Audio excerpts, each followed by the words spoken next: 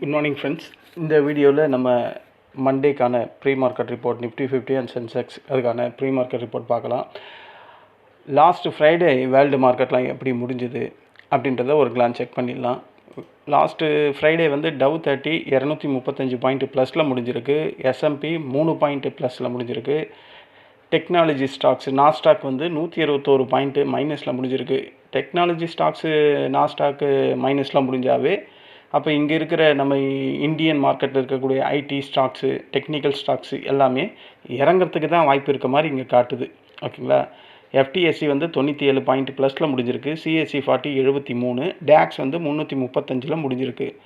மற்றபடி நிக்கி, ஆங்சங், Shanghai, NSE Nifty மற்றது எல்லாமே நம்ம பார்த்துட்டோம். ரூபாய் கூட பார்த்துட்டோம்.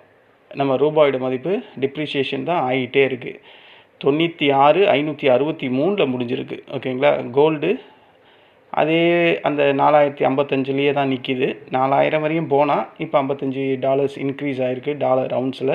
சில்வர் லிட்டில் பிட் இன்க்ரீஸ் ஆகிருக்கு. காப்பர் குறைஞ்சிருக்கு. க்ரூட் ஆயில் $90, அதாவது 93 கிட்ட இருந்தோம் அந்த ஸ்பாட்டு, இப்போ 90 ட்ரேட் ஆகுது.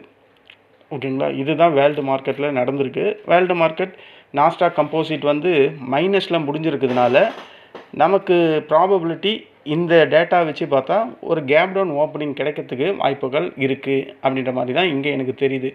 நம்ம கிஃப்ட் நிஃப்டி எவ்வளோ ட்ரேட் ஆகுது அப்படின்னு பார்த்தா, கிஃப்ட் நிஃப்டியை பார்த்தா 23,763 65 பாயிண்ட் மைனஸ்னு காட்டுறான். 23,763 நம்ம எதில் க்ளோஸ் ஆகிருக்கோம்? 23,767. ஸோ அப்போது இந்த கிஃப்ட் நிஃப்டி டேட்டாவும் நம்மளோட நிஃப்டி 50 டேட்டாவும் பார்த்தா 70 பாயிண்ட்டு கேப் டவுனில் இருக்குது அப்படின்றது தெரியுது. பட் 70 பாயிண்ட்டும் நமக்கு அப்படியே கேப் டவுன் வரும் அப்படின்றலாம் இங்கே கேரண்டிலாம் கிடையாது. ஏன்னா அவன் டாலரில் ட்ரேட் ஆகக்கூடியவன், நம்ம தான் ரியல் மார்க்கெட்டு.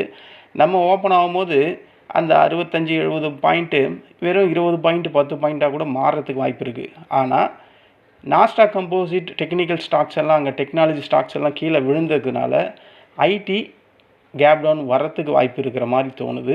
அப்படி ஐடி கேப் டவுனில் அந்த ஏடிஆரில் கேப் டவுனில் இருந்தால் நமக்கு மைல்டாக ஒரு கேப் டவுன் ஓப்பனிங் கிடைக்கிறதுக்கு வாய்ப்புகள் டேட்டாவை வச்சு சொல்கிறேன். இதை நான் ரெக்கார்ட் பண்ணும்போது மணி இப்போ 2 ஆக போகுது. ஓகேங்களா. அது இல்லாமல் நாளைக்கு காலையில் 4:30 மணிக்கு US ஃபியூச்சர்ஸு இந்த பிரெண்ட் க்ரூட் ஆயில் இதெல்லாம் ட்ரேட் ஆக ஸ்டார்ட் ஆகிடும். இப்போ 96.78 ட்ரேட் ஆகுது பிரெண்ட் ஃபியூச்சர் ஆயில் மார்க்கெட்டு. இது நாளைக்கு காலையில் ஏதாவது ஒரு நல்ல நியூஸ் இருந்தால் குறையிறதுக்கு வாய்ப்பு இருக்குது. ஆனால் நல்ல நியூஸ் மார்க்கெட்டில் இருக்கா அப்படின்னு கேட்டால் மார்க்கெட்டில் நல்ல நியூஸ் எதுவுமே வரல. ஆனால் இப்போ அது ரூமர்ஸாக என்னன்னு நமக்கு கரெக்டாக தெரியல. என்னென்னா ஒரு பாசிட்டிவ் சிக்னல் வந்திருக்கு அப்படின்ற மாதிரி சொல்கிறாங்க. அமெரிக்கா ஈரான் இடையே நேரடி போர் மேலும் பெருசாக ஆகாமல் இருக்க டிப்ளமாட்டிக் டாக்ஸ் நடந்துக்கிட்டு இருக்க மாதிரி சில நியூஸஸ் எல்லாம் வருது. இது எல்லாம் கரெக்டான நியூஸான்னு தெரில, ரூமர்ஸாக கூட இருக்கலாம். பட் இந்த ஏர் ஸ்ட்ரைக்கை வந்து தற்காலிகமாக நிறுத்தணும் அப்படின்ற மாதிரி பேச்சுவார்த்தை போயிட்டு இருக்கிறதா செய்திகள் நான் பார்த்தேன். இதில் வந்து இப்போ மத்தியஸ்தம் பண்ணக்கூடிய நாடாக சைனா வந்து உள்ளே வர்றதுனால பதட்டங்கள் பெரிய லெவலில் வராமல் குறையறதுக்கான வாய்ப்பு இருக்கிற மாதிரி தகவல்லாம் வெளியே வந்துக்கிட்டு இருக்குது. அதனால தான் லாஸ்ட்டு ஃப்ரைடே வந்து $101 இப்போ $96.78 ட்ரேட் ஆகிட்டுருக்கு அப்படின்ற ஒரு நியூஸஸ் வந்துக்கிட்டு இருக்குது. ஸோ மார்க்கெட்டோட பார்வையில் வார் எக்ஸ்பேண்டிங் நியூஸ் அந்த மாதிரி எதுவும் இப்போ இல்லை. அதே நேரத்தில் இந்த டாக்கிங் கண்டினியூஸாக ஆச்சுன்னா, டிப்ளமாட்டிக் டாக்ஸ் கண்டினியூஸாக ஆச்சுன்னா இந்த பிரெண்ட் க்ரூட் ஆயிலோட விலை குறையிறதுக்கு வாய்ப்பு இருக்குது. அப்படி தான் மார்க்கெட் எதிர்பார்த்துக்கிட்டு இருக்குது. அதனால தான் மார்க்கெட் இறங்கியும் இருக்குது. இந்த பிரெண்ட் க்ரூட் ஆயில் இறங்கியிருக்கு. ஆனால் இந்த டிப்ளமேட்டிக் டாக்ஸ் மட்டும் பெரிய லெவலில் பிரச்சனையை தீர்க்குமா அப்படின்னு கேட்டால் தீர்க்கறதுக்கு வாய்ப்புகள் கம்மி தான். அந்த ஸ்ட்ரைட் ஆஃப் ஹார்மஸில் இன்னும் பிரச்சனை முழுமையாக தீரலை. இந்த சவுதி அட்டாக் அப்புறம் இந்த மிடில் ஈஸ்ட் டென்ஷன் இன்னமும் பெருசாக தான் இருக்குது.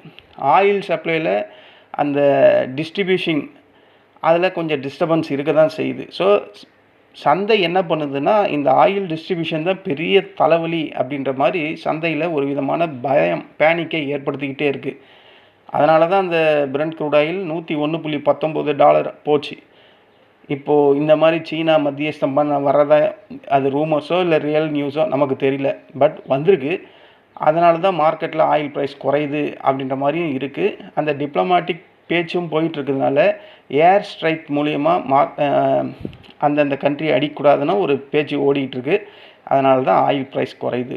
நாளைக்கு மார்க்கெட்டில் ஆயில் ப்ரைஸ் இந்த 96, 78லேருந்து 94, 93 அந்த ரேஞ்சஸ்லலாம் காலையில் வந்தால் நமக்கு கேப் அப் வாய்ப்புகள் அதிகம்.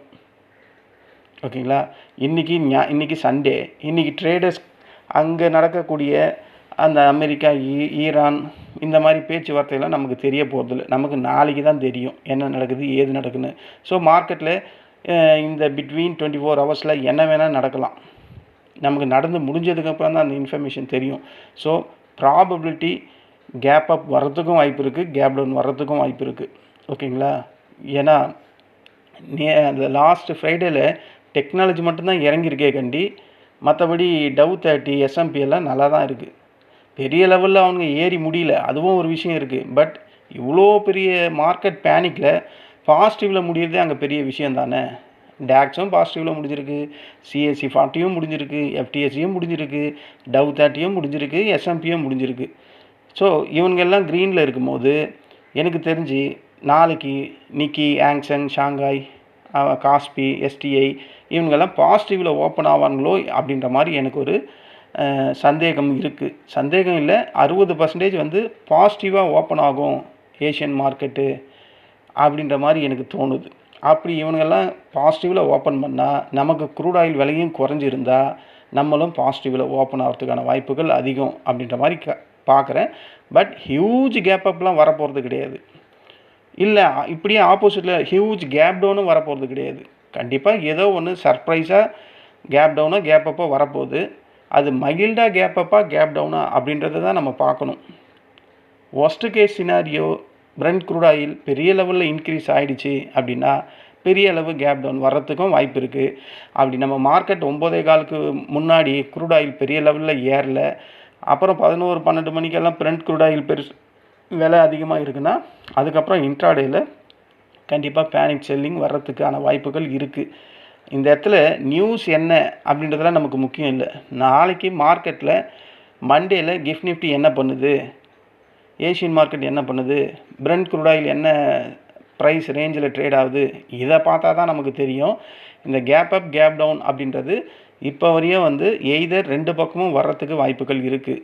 இந்த பிரெண்ட் க்ரூட் ஆயிலை பேஸ் பண்ணி எனக்கு தெரிஞ்சு கேப் டவுன் வராது அப்படின்ற மாதிரி தோணுது.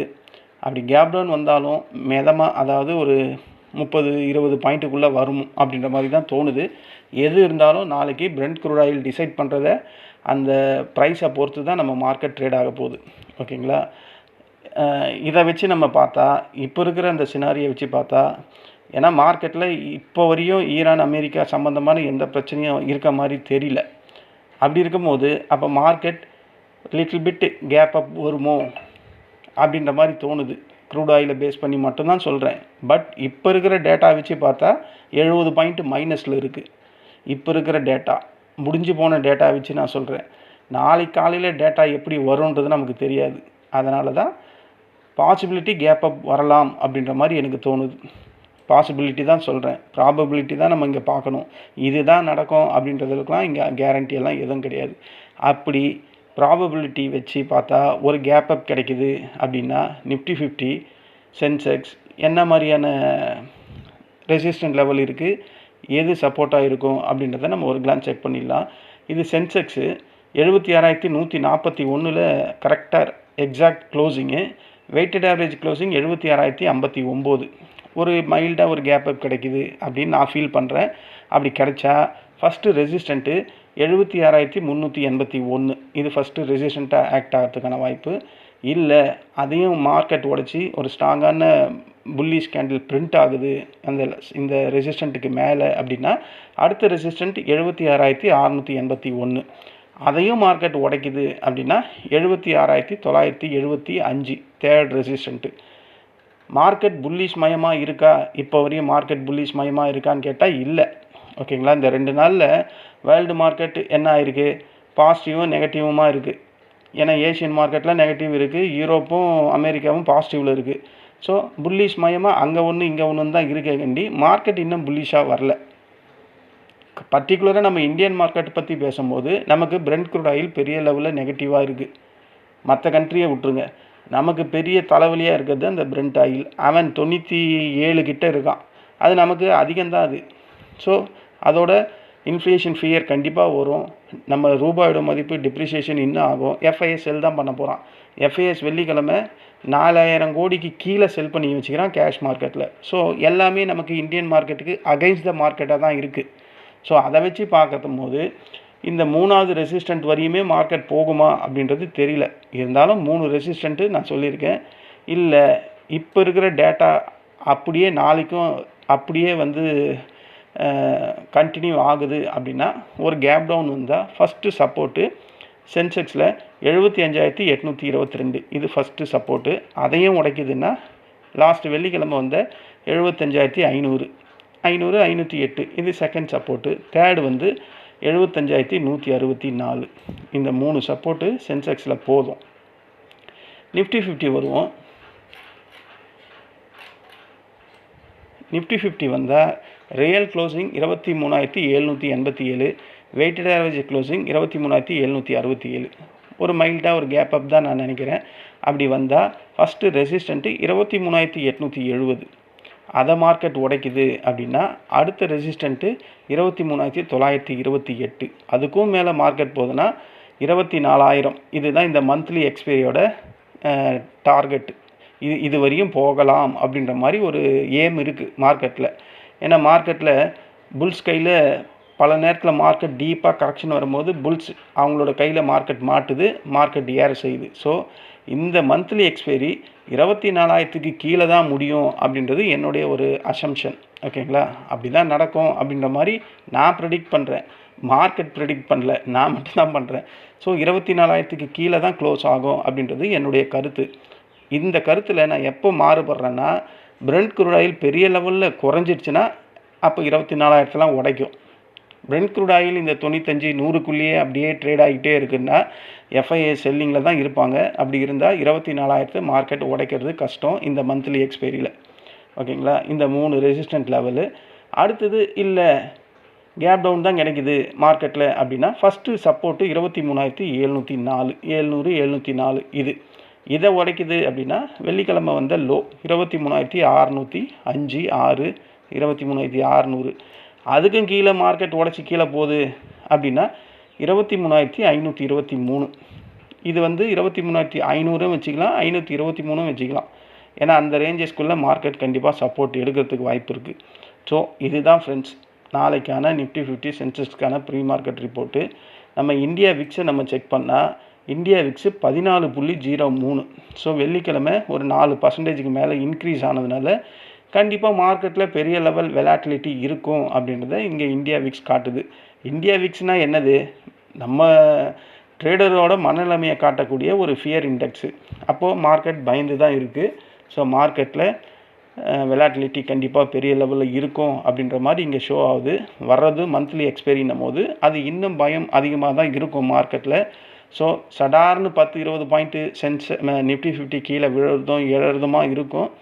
கரெக்டாக நம்ம ட்ரேட் பண்ணால், கரெக்டான டைமிங்கில் ட்ரேட் பண்ணால், கரெக்டாக ஐடிஎம்மை பிடிச்சா ப்ராஃபிட் பண்ணுறது அப்படின்றது உறுதியாக இங்கே கிடைக்கக்கூடிய ஒரு விஷயந்தான் இந்த ட்ரேடிங் போர்ட்டலில்.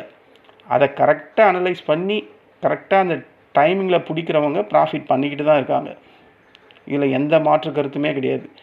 ஏனோ தானோ எவனோ செத்தான் எங்கே வேணாலும் ட்ரேட் பண்ணுற சில ட்ரேடர்ஸ் இல்லை, பல ட்ரேடர்ஸ் கண்டிப்பாக லாஸ் தான் பண்ண முடியும். ஏன்னா மார்க்கெட் டைமென்ஷனே ஆப்ஷன் பையர் தோக்குற மாதிரி தான் டிசைனில் இருக்குது. ஓகேங்களா? அதனால் கரெக்டான செட்டப் வர வரையும் வெயிட் பண்ணுங்கள். உங்கள் செட்டப் வந்ததுக்கப்புறம் கரெக்டான பொசிஷனில் மார்க்கெட்டோட டெப்த்து என்ன அப்படின்றத பார்த்துட்டு அதுக்கேற்ற மாதிரி ஒரு ஐடிஎம்மை ட்ரேட் பண்ணுங்கள். ப்ராஃபிட் வரல சார், நான் ஐடிஎம் ட்ரை பண்ணுறேன் அப்பவும் ப்ராஃபிட் வரலன்னா நீங்கள் என்ன மாதிரி ஸ்ட்ராட்டஜி ஃபாலோ பண்ணுறீங்கன்னு எனக்கு சொல்லுங்கள். நான் அதுக்கு உங்களுக்கு என்னால் முடிஞ்ச அளவுக்கு ஹெல்ப் பண்ணுறேன். இதை தான் நான் சொல்ல முடியும். ஏன்னா நான் கண்டினியூஸாக ஐடிஎம்மில் தான் ட்ரேட் பண்ணுறேன். ஏதோ என்னால் முடிஞ்ச அளவுக்கு 1,500, 1000, 2000 இப்படி ரெகுலராக ப்ராஃபிட் பண்ணுறேன். பல நாளில் லாஸ் பண்ணாலும் மந்த்லி வைஸ் பார்க்கும்போது நான் ப்ராஃபிட்டில் தான் முடிக்கிறேன். ஸோ அந்த ஒரு கான்ஃபிடென்ஸை வச்சு நான் சொல்கிறேன். எனக்கு எக்ஸ்பீரியன்ஸ் இதில் எவ்வளோ இயர் அப்படின்லாம் கேட்டிங்கன்னா, நான் 2014லேருந்து இருக்கேன். ஸோ அப்படின்னு பார்த்தா இந்த ட்ரேடிங் சம்மந்தமாக ஏதோ ஒரு 50-60% எனக்கு எக்ஸ்பீரியன்ஸ் இருக்குது அப்படின்ற மாதிரி எனக்கு புரியுது. அதில் என்னால் ஏதாவது உங்களுக்கு உதவ முடிஞ்சால் கண்டிப்பாக உதவுவேன். ஏன்னா என்னுடைய ஏம் வந்து ஆப்ஷன் பையரும் ஜெயிக்கணும் அப்படின்றது தான். அது அந்த மாதிரி டிசைன் இல்லை அப்படின்னாலும் ஏன் ஜெயிக்க முடியல அப்படின்றதுக்காக தான் நான் ஸ்கேல்பிங் சைடில் ட்ரேட் பண்ணுறேன். எனக்கு தேவை ஒரு 7 பாயிண்ட்டு 6 பாயிண்ட்டு. அதில் நான் 3 லாட் எடுத்தாவே 21 பாயிண்ட்டு கிடச்சிரும். அப்போ 21 × 65 கணக்கு போட்டுங்க. அது மாதிரி ஒரு நாளைக்கு 3 ட்ரேட் பண்ணுவேன். மார்க்கெட் கண்டிஷனுக்கு ஏற்ற மாதிரி 5 ட்ரேட் பண்ணுவேன். போதுமே. ஒரு நாளைக்கு 1000 ரூபாய் யாருங்க கொடுப்பா? ஒரு 500 ரூபாய் தான் சொல்லுங்களேன், யார் கொடுப்பா? நான் அந்த மைண்ட் செட் உள்ளவன். பெரிய லெவலுக்கு நான் ஆசைப்படுறது இல்லை. அதனால் கிடைக்கக்கூடியதை சந்தோஷமாக ஏற்றுக்கிட்டு நான் ட்ரேட் பண்ணுறேன். அதனால தான் இந்த 12 வருஷமாக நான் ட்ரேடிங்கில் சஸ்டெயின் பண்ணிக்கிட்டே இருக்கேன். ஓகேங்களா? நான் கடைசியாக 2019-20 ஒரு கேபிட்டல் அமௌண்ட்டை போட்டேன். இன்ன வரையும் அந்த கேபிட்டல் அமௌண்ட்டையே தான் நான் வந்து ரொட்டீனாக பண்ணிக்கிட்டே இருக்கேன். வாஷ் அவுட் ஆகவே இல்லை. ஓகேங்களா? அப்போது என்கிட்ட அந்த க்ரீடி இல்லை. நானே என்னை பற்றி சொல்லக்கூடாது. சரி, உங்களுக்கு ஒரு மோட்டிவேஷனாக இருக்கட்டுமே அப்படின்றதுக்காக சொல்கிறேன். 2020 நான் போட்ட அந்த கேபிட்டல் 5.5 வருஷம் ஆகும்போது அதையே தான் ரொட்டீனாக ட்ரேட் பண்ணிக்கிட்டு இருக்கேன். அப்போ பார்த்துங்க, அதுக்காக சொல்கிறேன். ஸோ இவ்வளோ இருக்குது விஷயங்கள். நம்ம கரெக்டாக எக்ஸிக்யூட் பண்ணால் ப்ராஃபிட் பண்ண முடியும். நான் அதை மறுபடியும் சொல்கிறேன். ஆப்பர்ச்சுனிட்டி ட்ரேடிங்கில் இருக்குது. அந்த ஆப்பர்ச்சுனிட்டி வர வரையும் பொறுமையாக இருந்து கரெக்டாக சரியான நேரத்தில் ட்ரேட் பண்ணுறவங்க ஆப்ஷன் பையிங்கில் ஜெயிக்கிறதுக்கு வாய்ப்புகள் அதிகம். இங்கே ஒரு டிஸ்க்ளைமர். இங்கே நான் கோடிட்டு காட்டியிருக்கேன். இந்த ப்ளூ, இந்த ரெட்டு, இந்த க்ரீன்லாம் ட்ரேடிங் ரெக்கமெண்டேஷன் லைன்ஸ்லாம் கிடையாது. இதை நம்பி எந்த ஒரு ட்ரேடும் பண்ணி உங்கள் பொண்ணான வேல்யூபிள் மணியை இழந்துடாதீங்க. இழந்துட்டு அதுக்கப்புறம் கஷ்டப்படாதீங்க. ஏன்னா அதிகப்படியான என்கிட்ட பேசுகிறவங்க எல்லாமே இழந்ததுக்கப்புறம் தான் பேசுகிறாங்க. அதுக்கு முன்னாடி என்ன பண்ணணும், ஏது பண்ணணுன்றதெல்லாம் இல்லை. எல்லாம் கண் கட்ட பிறகு சூரிய நமஸ்காரம் அப்படின்ற மாதிரி எல்லாம் இழந்ததுக்கப்புறம் இவ்வளோ லட்சத்தை இழந்துட்டேன் சார், இதெல்லாம் தெரியாமல் இழந்துட்டேன் சார் அப்படின்னா அதில் ஒரு யூஸும் இல்லை. பண்ணுறதுக்கு முன்னாடி அதை பற்றி நல்லா தெரிஞ்சுக்கிட்டு உள்ளே வரணும். செபி ரிப்போர்ட்டே அதை தானே சொல்லுது. ஆப்ஷன் ரீட்டெயிலர்ஸ் பொதுவாக எல்லாருமே தோக்குறாங்க இயர்லி வைஸ் அப்படின்னு. ஸோ அதெல்லாம் தெரிஞ்சுக்கிட்டு ட்ரேட் பண்ணுங்கள். இதுதான் என்னால் கொடுக்கக்கூடிய ஒரு அட்வைஸ். ஸோ கரெக்டாக ட்ரேட் பண்ணுங்கள். பேஷன்ஸோடு ட்ரேட் பண்ணுங்கள். கரெக்டான செட்டப் வரும்போது ட்ரேட் பண்ணுங்கள். அது ஒரு ஐடிஎம்மாக இருக்கட்டும். இந்த வீடியோ உங்களுக்கு பிடிச்சிருந்தா என்னுடைய சேனலை சப்ஸ்கிரைப் பண்ணுங்கள். நம்ம நாளைக்கு இன்ட்ராடே காலத்தில் சந்திக்கலாம். நன்றி, வணக்கம்.